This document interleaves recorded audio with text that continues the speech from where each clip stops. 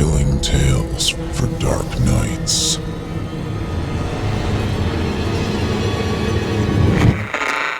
Want to make sure you never miss a Chilling Tales for Dark Nights video again? Be sure to subscribe and hit that bell to turn on notifications. The following interactive performance is a first-round entry in Chilling Tales for Dark Nights' 5th annual Evil Idol voice acting competition. And you, listener, get to help decide who advances to Round 2. Voting is simple. Following the performance, simply click the thumbs up icon on this video if you'd like this contestant to move forward, or the thumbs down if you'd like to see them be eliminated. Voting on this entry will conclude 1 week after the date of its posting. Thank you, and good luck to all of our contestants.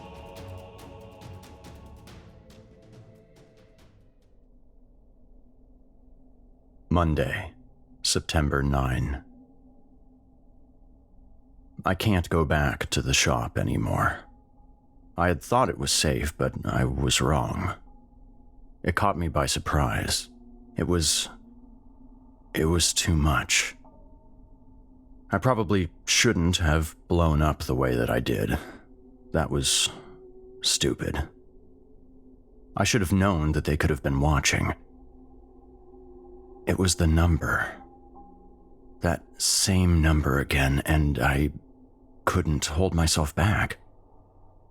I stood there at the counter, refusing to touch the bills and the coins that he was trying to hand me, and I told him that I knew what he was doing.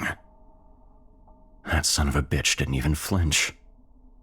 He just looked at me, holding his hand out, waiting for me to take the money. I told him, I said, I know what this is about. I don't know who you're working for or why you're doing this, but I don't like any of it. I stared him dead in the eye as I said it, and even though he didn't react, I could see that I had him scared. I knew that he was terrified on the inside. The bastard played it cool, though. I have to give him that. He slowly lowered his hand and put the money on the counter. I wanted to keep looking into his eyes, wanted to show him that I wasn't afraid of him, but I ended up glancing down at the cash.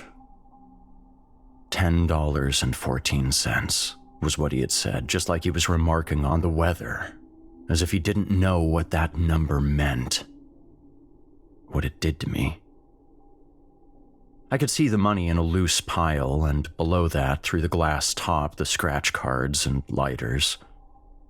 I looked back up and could see that he was smiling through his mustache. "Look, buddy," he said to me, and even though he was smiling, I could still see that fear in his eyes. "I'm not doing anything to you. You can take your change or not, but you've got to leave," he says. And then he turned around and started fussing over the rack of cigarettes, like nothing had happened. Like he didn't know what he was really telling me. I couldn't believe it. I couldn't even move for a minute. I just stood there, watching the fluorescent light reflect off the sweat on his bald head and the cheap polyester of his Hawaiian shirt. I was convinced that I could break him. I had one of them now, right in front of me after months of this stupid game they were playing, and I knew that I could push him over the edge. Get him to admit it. Get him to tell me who they were, why they were doing this. Everything. I leaned forward over the counter and was about to grab the back of his shirt when the cash caught my eye again. I froze. There was a message written on the topmost bill, right across Hamilton's forehead. Blue ballpoint, large print. Each letter gone over several times, so the words stood out against the bill. I could see the light reflecting on the ink, on the grooves that the pen had made on the paper.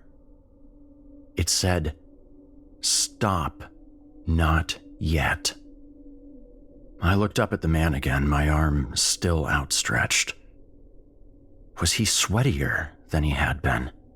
I think he was. I knew he was scared, but now I was too. What the hell was going on? I knew the message was directed at me, but how? Who had sent it? How had it slipped past all of their machinations without them noticing it? Or did they know? Was this all part of the game? I didn't know what to do. This might be my best chance to get a straight answer from him, from them. But then I started thinking, who else was in the store? I had looked around when I came in, like I always do, and hadn't seen anyone. But my head had been hurting so bad that I might have missed someone. I couldn't be sure. And then I heard the bell over the front door ding, and I knew that this wasn't the time. The message had been a warning. It was telling me that someone was on the way, and that this wasn't the time to push the issue. I grabbed the cash off the counter and my bag of groceries and hurried out and back upstairs, pushing past the guy that had entered. Some asshole in a wrinkled gray suit with a paper under his arm. Was he in on it? Who fucking knew anymore? I got upstairs, back to good old apartment 12, closed and locked the door behind me, and then... well, I guess I just kinda lost it. I slumped down against the door, started crying. I dropped the groceries and the change and just curled up, my fists pressing into my eyes, bawling. It was all too much, and it had been going on for too long. Months. It wasn't fair. It just wasn't damn fair. First they took her, and now they were trying to... to what? To drive me crazy? That was the most likely answer. Make me lose my mind so that I couldn't expose them. I don't know how long I laid there. The room was darker when I finally got the strength to stand up. I put the groceries, now warm, in the fridge, bag and all. I put the change in an envelope, sealed it, wrote the date on it, put it with the others. And then I started writing. Susan wouldn't want me to give up. She'd want me to fight. To keep going, to drag everything into the light so everyone else could see what they were doing. What they had done. To her. And if I'm going to do that, I have to keep everything straight. Write it all down. Make sure I don't miss anything. 10/14. October 14th. The day she died. The day that they took her from me. I didn't know at the time. The investigation said that it was faulty brakes. I had stayed home. People said that I was lucky. I didn't feel lucky. Things changed after that. I didn't want to see anyone. Not my family, not hers. Friends called for a while, but I couldn't talk to them. It all just hurt too much. I lost my job after a few months. Well, they were understanding at first, but you can only miss so much time before they just cut you loose. Tell you to get lost.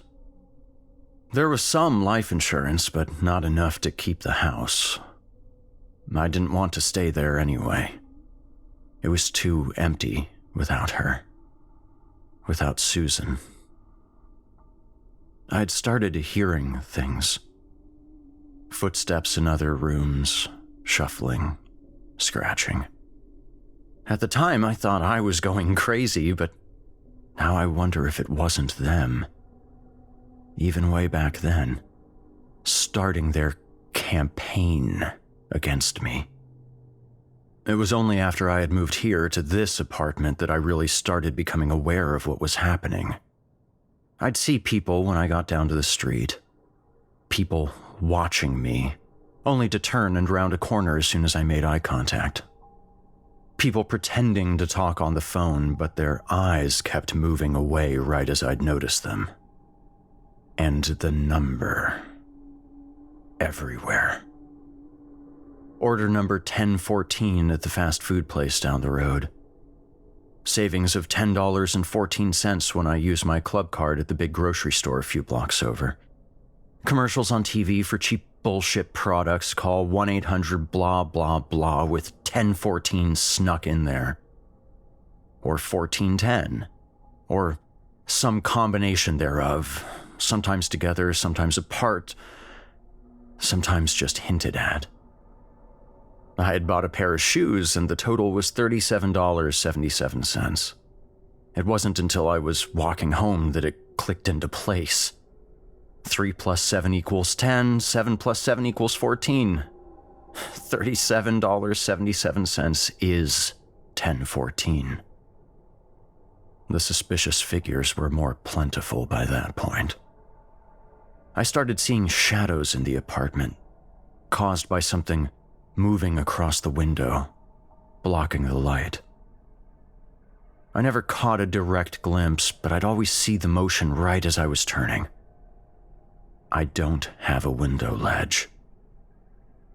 People watching me everywhere. I stopped going out for food, stopped going to the big grocery store. That small shop under my apartment, for a while, that seemed safe. I could get what I needed there. Bread, milk, liquor. It seemed safe. For a while. Not anymore. Getting hungry now. It's dark out and I can't see the notepad too well. Don't dare turn on the light. I think I see that cigarette glow again. The one in the window of the building across the street. Thursday, September 26. Things have gotten worse. I haven't been down to the shop for a bit. Haven't been anywhere, really. I've just felt listless. Ate what I had at home and then started on the canned food. Can't really get up the gumption to go out. I'm scared, to be honest. Scared and I can't stop thinking about her. I don't have much food left. I've slowed down. Only ate 2 cans of kidney beans yesterday. 1 can of black beans today. Need to make the rest of it last for as long as I can. I don't want to have to go outside until I have to. I can tell that the season is changing. The sun is setting earlier. It's getting closer to October. I still can't turn my lights on at night. I haven't seen the cigarette in the window for a while, but I think he, or she, or they, have just gotten wise. Maybe the guy I caught smoking was taken off the job by his superiors. Maybe they had him killed. Killed like they killed Susan. They know that I'm getting wise to their bullshit. I haven't gone out, so they've started increasing their pressure on me at home here. Phone ringing, only to have a dead line when I answer it. Footsteps in the hallway outside at odd hours. I always hear them. I haven't been sleeping unless I have to. I don't want to miss anything. There's some pattern here, some reason, and I know that if I just pay attention, I can figure it out. Why they're taunting me. Why they did what they did.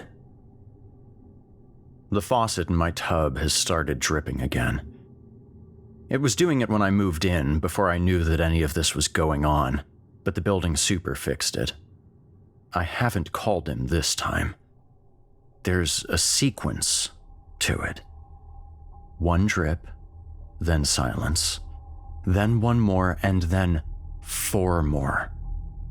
The timing is so precise that it almost just sounds like slow, consistent water drops. Almost like it's not a message, a clue, or a threat. They're being clever, I have to give them that. I'll need to go out for food soon. If I really stretch what I have here, I think I can last another week. Besides, I don't know how safe the apartment is anymore. Someone's been in here. I opened the envelope from the other day, the one with the $10 bill that had the message on it.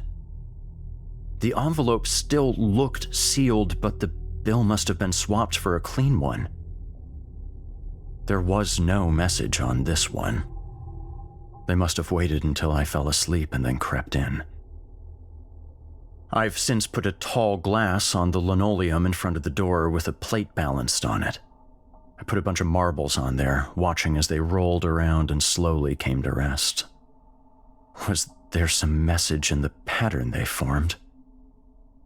No, that's crazy. Still, if anyone opens that door, all those marbles are going to fall on the floor, and that'll be sure to wake me up. I can't risk having anyone come in when I'm asleep. Friday, September 27. They got in last night. I don't know how, but they did. I didn't realize for hours after I woke up, and knowing that they could have still been in here is enough to make my skin crawl. After I searched the apartment, I wanted to take a shower, but I can't. The faucet is still dripping, and if I turn on the water, I might miss some essential part of the message, some slight change to a new sequence. I finished writing last night around 7:30. It was getting too dark to keep going. Still, I didn't dare go to sleep that early. I sat in the chair in the living room, drinking to pass the time. The lights were off, the TV was off. I didn't want them to have any way to see me. I'm beginning to suspect that they're using infrared as well, but there's only so much I can do. I stayed there for hours, the window open so I could hear what was going on outside. I must have drifted off at some point. When I woke up, it was still dark. The small clock on the counter said 2:30. I made a cup of coffee and sat back in the chair. The sky started lightening up around 6. I was making my third cup of coffee by that point, and I noticed it as I was walking back to my chair. The dish with the marbles. I had watched them last night when I set them up, and they had been randomly situated across the dish, wherever they happened to come to rest. But now they were different. They still looked random, but they were different. And the glass and the plate itself weren't in the same place. It was close. So close that they probably didn't think I would notice, but they were definitely further away from the door. Far enough away for someone to slip in. Maybe. If they were thin, how did they move the plate? I don't know. I took stock of my food again today. It's worse than I thought. I had started drinking a bit earlier than usual yesterday and must have miscounted the cans. I have enough for a few days, and that's it. I'll deal with that when it comes to it. I had gone into the bathroom at one point to try to have a bowel movement. There was, of course, nothing in my stomach, but it was aching horribly. As I was sitting down on the toilet, I noticed an itch on my skin, right under my navel. I pulled my shirt up and saw red there. Some irritation. I'll have to keep an eye on it. I can't get sick. Can't go to a doctor. Can't go anywhere. I have to stop writing now. Head is hurting too bad to focus on the page. There's noise outside in the hall. I think someone's moving in next door. I hear a kid running around. I need to check the house again. Make sure that those bastards didn't do anything else while they were in here last night. After that, I can have a drink and try to calm my nerves. I need to stay focused. Saturday, October 5. Finally had to go get food today. Haven't eaten since Thursday and ran out of vodka. I needed to get out of the apartment anyway. I don't feel safe here anymore. They've been back in here at least once since my last journal entry. I've started wedging a chair against the front door, but I think they came in through the open window. I don't know how. It's a brick building, sheer face, no ledge. I can't stop thinking about one of them climbing down the side from the roof on all fours, like Dracula did to Jonathan Harker. The shop was empty when I came in. No one at the register, no one in the aisles. As I was grabbing what I needed, I heard running water from the back room. Someone had turned on a faucet. I took the chance to rush out the front door.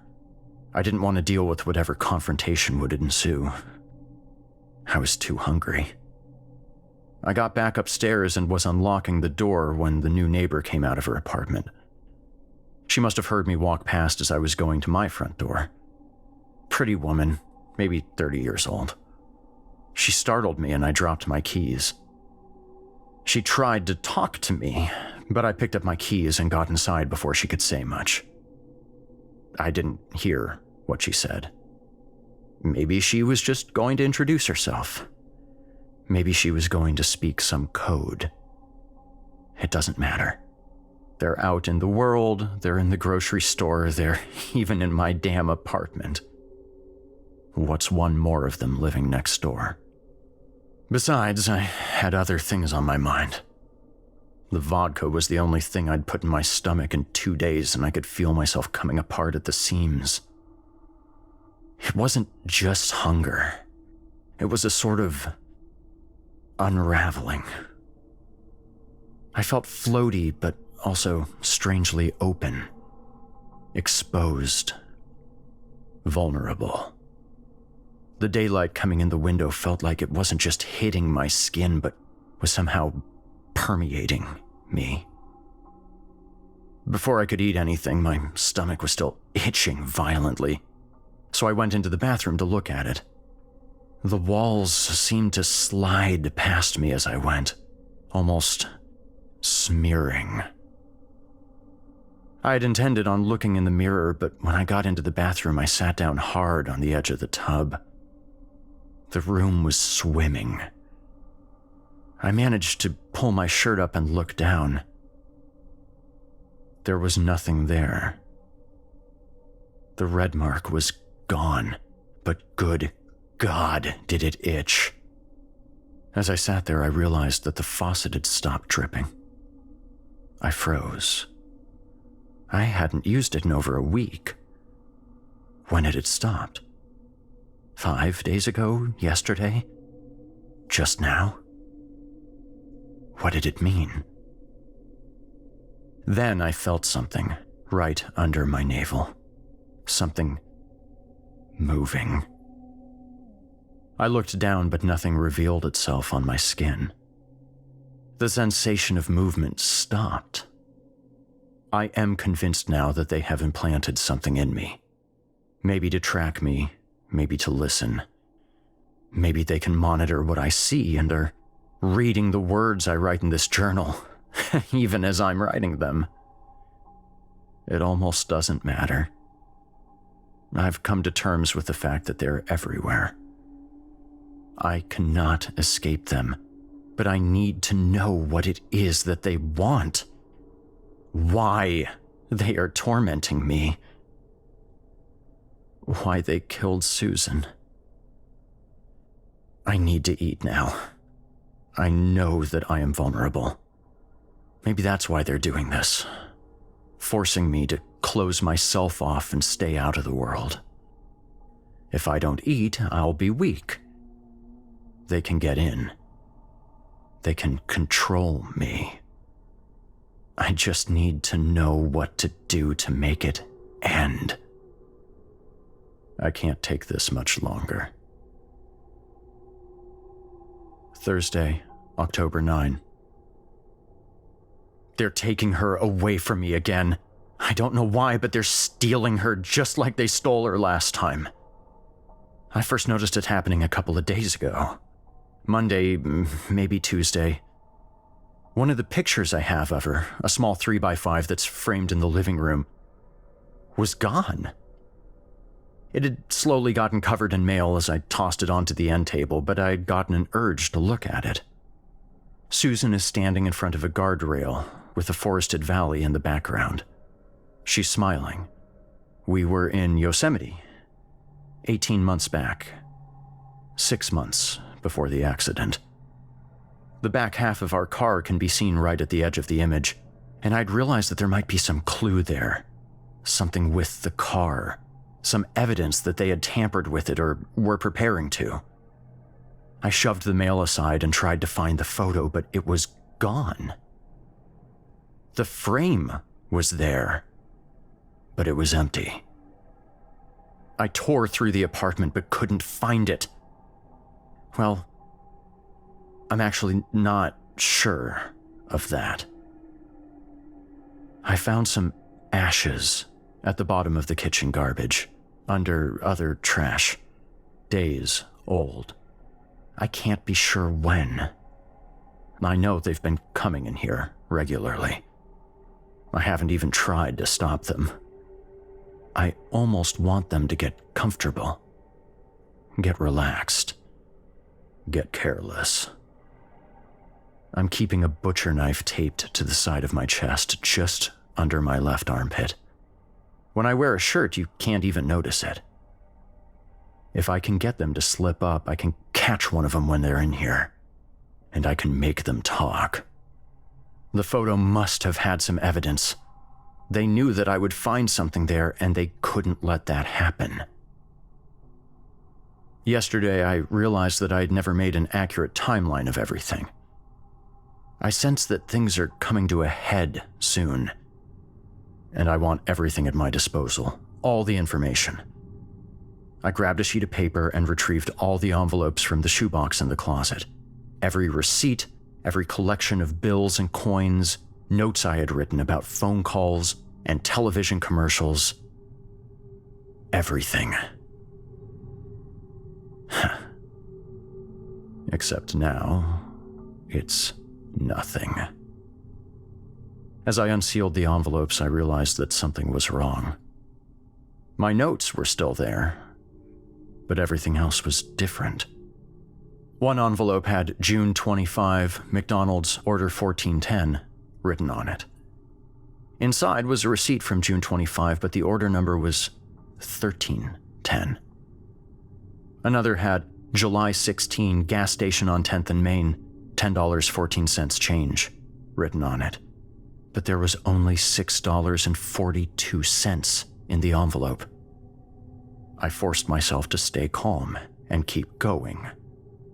If I lost control now, I'd end up with a senseless pile of papers and money in front of me, and that wouldn't do any good. In the end, it was all of it. All of the objective evidence. Every note I had written was still there, but what are notes, really?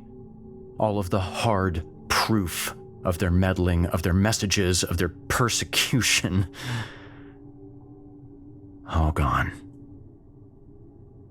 They had come in and taken all of it. Swapped it for lies. I had started drinking as I was going through everything and don't remember much of the day after that. I woke up this morning to the smoke alarm going off. I stumbled out of the chair and somehow made it into the kitchen. There was a fire in the sink. I turned on the water and managed to stifle the flames. When the smoke cleared, I could see what had been burning. My wallet photo of Susan. And the one that was hanging in the bedroom. and the photo album from the closet. All of it. Every memory I had of her. They had snuck in while I was asleep and taken her from me. Every last scrap. I can feel that something is going to happen soon. Some final interaction. I have nothing left. They know that. On Tuesday, it'll be 1 year since she died. Monday, October 13. Not much to write anymore. I know what comes next. Tomorrow's the day. They have been emptying out my life so that I am ready. I don't know what their full purpose is, but they have left me a final message, and it's now up to me. I went outside earlier. No more food. Not for days. Had to get something. Anything. Walked past the new neighbor's apartment towards the stairs. I'm in apartment 12. She's in apartment 14. Something on her door caught my eye. A drawing. A kid's drawing. The new neighbor's kid. The drawing was in crayon of a woman standing by a car. Trees in the background. So similar to the photo that they took from me. There was writing. Red crayon at the top of the page. The letters standing out bright in the dim light of the hallway. Susan. Age 10. Thank you for listening. I'm your host, Steve Taylor, reminding you that if you haven't already, don't forget to cast your vote for this contestant via either a thumbs up or a thumbs down vote, and help decide who becomes the next evil idol. Until next time, turn off the lights and turn on the dark. Chilling tales for dark nights.